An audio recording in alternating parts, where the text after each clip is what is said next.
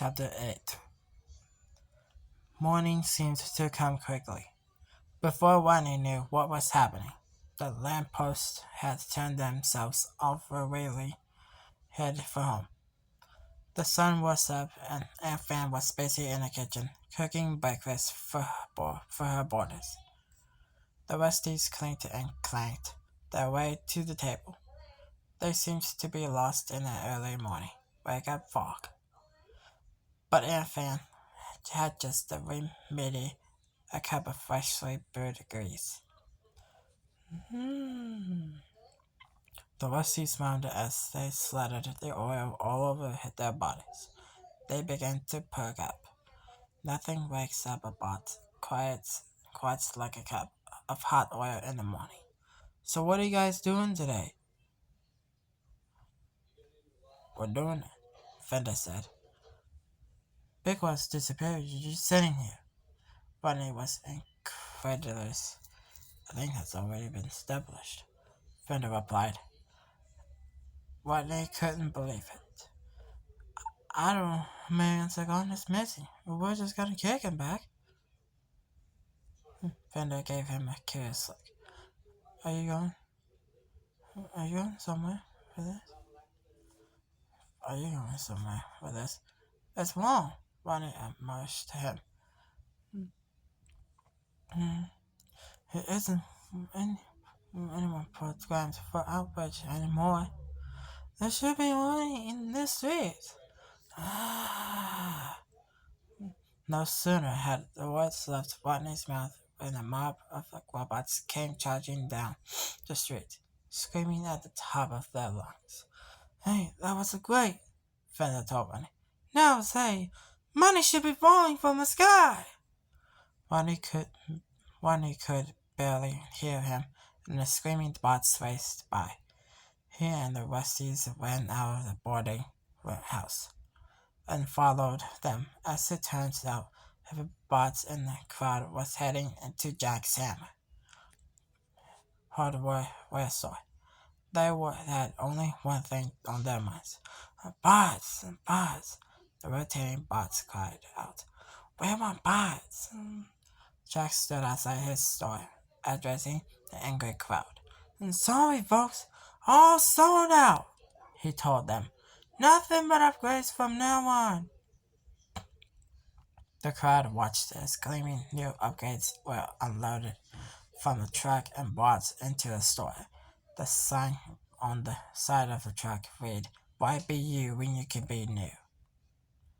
I like myself as what I am, a light bulb bot declared with such vehemence that her bulb burst. We don't want upgrades. A bolt bot agreed. One furious bot had enough. He picked up a trash can and emitted it at the storefront window. Let's get 'em! He cried out. But the trash can wasn't having any of that. What are you doing? Don't throw me! He shouted. Then the can spotted Ronnie coming around the corner. Hey, look! He cried out, pointing in Ronnie's direction. Isn't that the guy who's fed the snack? A buzz went through the crowd. Somehow they all heard the story of Rodney's great deed. That guy fixes bots. One of the warriors shouted out excitedly. Yeah, that kid can help you, Jack said, happily turning the attention from himself. Brace yourself, Fender whispered to Rodney. You're about to get very popular. And in the stands, the mob turned their attention to Rodney. They raced toward him. The first watch to reach Rodney looked up at him with pleading eyes. Parts, man, I need parts. Rodney reached out and touched him gently. You don't look that bad, he began, just before the unmounted bot fell to pieces. A nearby bot leaped at the opportunity. Hey, everybody, spare parts, he said, grabbing for pieces of the broken bot. And he wasn't the only one. In their desperation, the routing bots began to pick away at the metal carcass on the ground. Bonnie tried to stop them.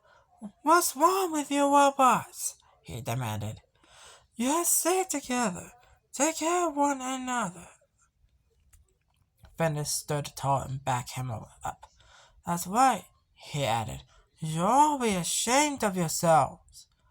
It was a powerful statement, which would have been a lot more convincing had Fender not been wearing two noses at a time.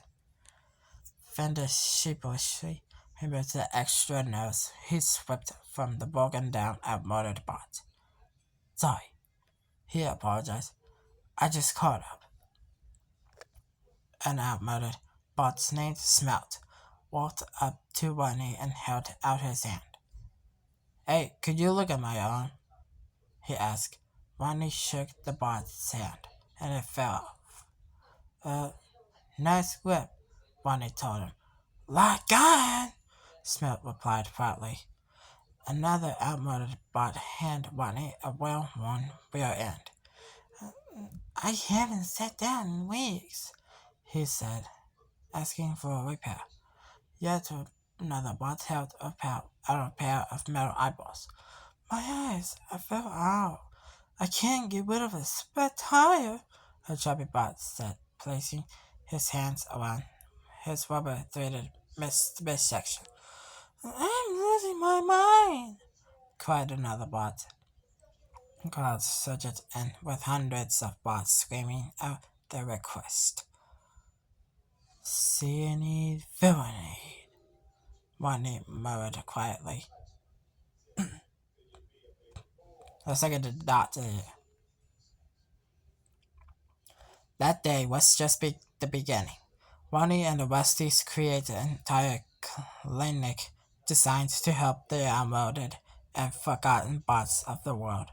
The clinic worked like a well-oiled machine in which each bot played its part. Anfan took temperatures. Fender assisted in the examining room. Luck used his boot strings to prepare patients by unscrewing their heads for an examination. Piper wielded rusted metal with a blow pull torch, and Diesel's painted face on faceless spots. The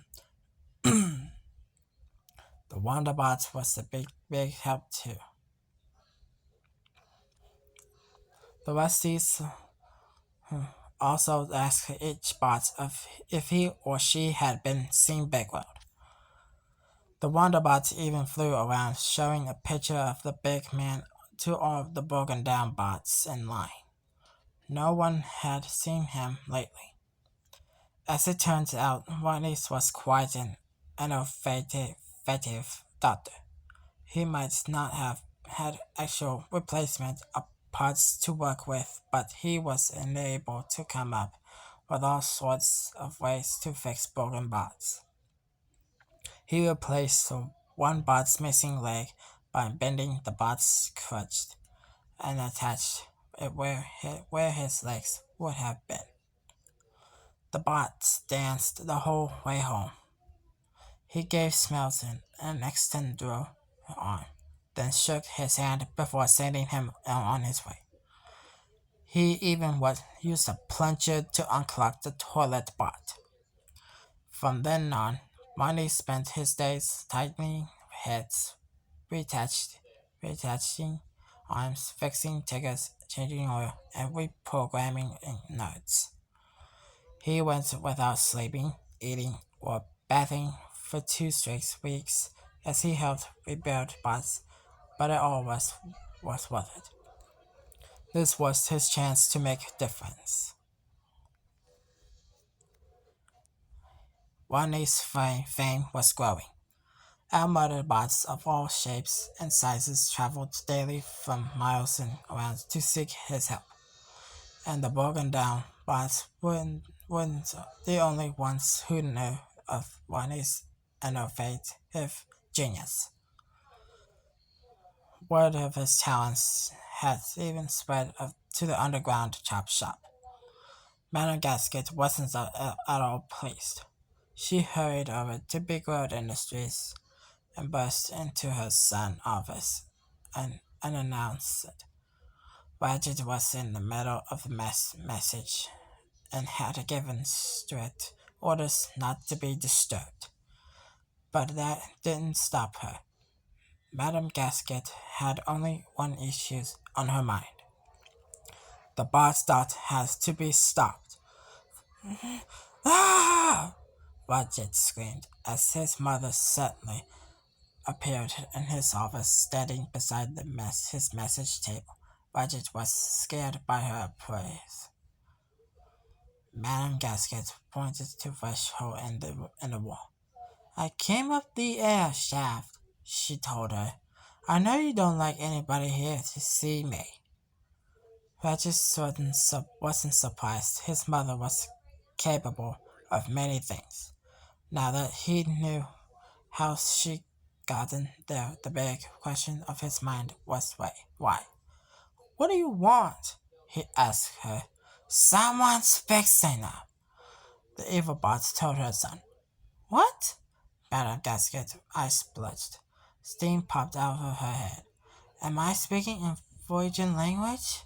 She exploded.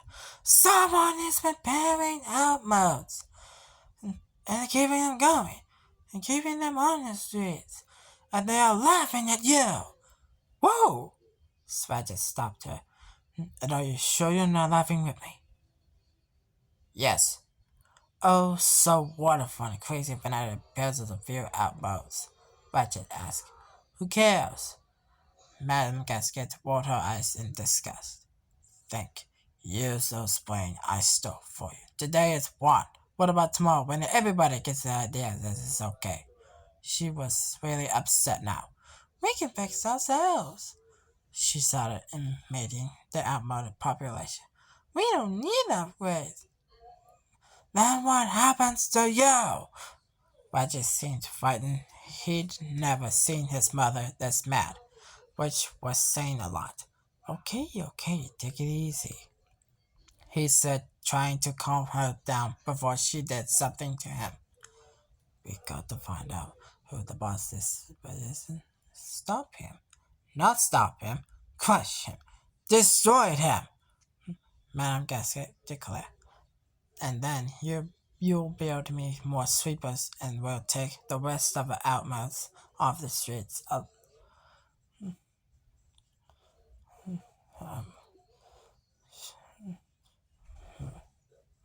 She stopped her tantrum long enough to reach into her bag and pull a photo in a heart-shaped frame. Oh, and by the way, I bought you a little something. She placed her gruesome image on her son's desk. Badger stared at the cold, angry eyes in the photo. His mother would now be staring back at him from his desk every day. Wally worked his magic on hundreds of bots. Aunt Fan generously donated her living room as a temporary hospital. They worked as a team, shocking an old bot's tickers on taking and giving new voice to obedient singers. Finally, everyone slept in Aunt Fan's living room for a much-needed break. Ronnie felt like he had just been in 2 weeks, non-stop, right on the Crosstown Express. He dumped a cup of grease over himself and then tried to rally.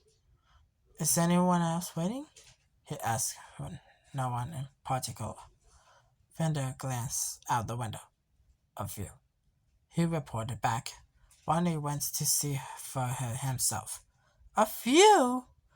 There were hundreds of bots lined up down the streets. What do you expect, Ronnie? Piper joined them at the window. Big Wall was gone. There was nowhere to turn. But then came Copper Bottom. I'm getting all sticky just thinking about it. Ronnie wasn't feeling steady at all. In fact, he was feeling totally overwhelmed. I'm not, Big Will. I don't have parts. Just then, Aunt Fan's local mailbox. Otis barged in. Mail call! Miracle! He shouted. Go on, this one's for your mom. Rodney would have liked a little more privacy to read his letter, but he was anxious for the news from Webbit Town, so he opened it right away. Is anything wrong? Papa asked him. She had not been watching his face as he read. The extremely helpful mailbox decided to save Rodney the trouble of answers. Yeah, his father's starting to conquer along. And of course, the small town junk eggs can't find a new pot for him. Don't worry, he got a few hundred miles left on him. Rodney was about to blow. Did you read my mail? He particularly shouted at Otis. But he shouldn't have worried about hurting the mailbox's feelings. Obviously, she said the cheeky but before shutting out the continued response. Rodney, are you really worried about your dad? Papa asked, trying not to sound like his hope the answer was no. Do you want to go home? And Fan chimed in, sounding even more in excess. If I go home, I still can't help him, Rodney pointed out calmly. What are parts? We gotta get to Bigwell. He's the only one that can fix this. He was interrupted by a tap on the window. The Wonderbot was outside. He was bobbing around frantically like a little kid with something very, very important to say. Finally, he unrolled a poster.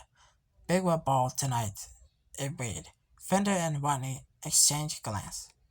Of course! The Bigwell Ball! You can't have a Bigwell Ball without Bigwell! And Fan exclaimed gleeful. Well, that's it then, Rodney declared firmly. I'm going to the Bigwell Ball. Oh, yeah? Crank snickered sarcastically. You're at the top of that guest list. That's the end of chapter 8. Looks like a long narrator himself. Leave a comment to know what member Ice Age longer himself. Just like that animated movie. Just longer himself. Those longer for himself. Narrator. Just leave a comment. How long was narrator himself on those on page 74 and 73? Just like an Ice Age. Longer narrator.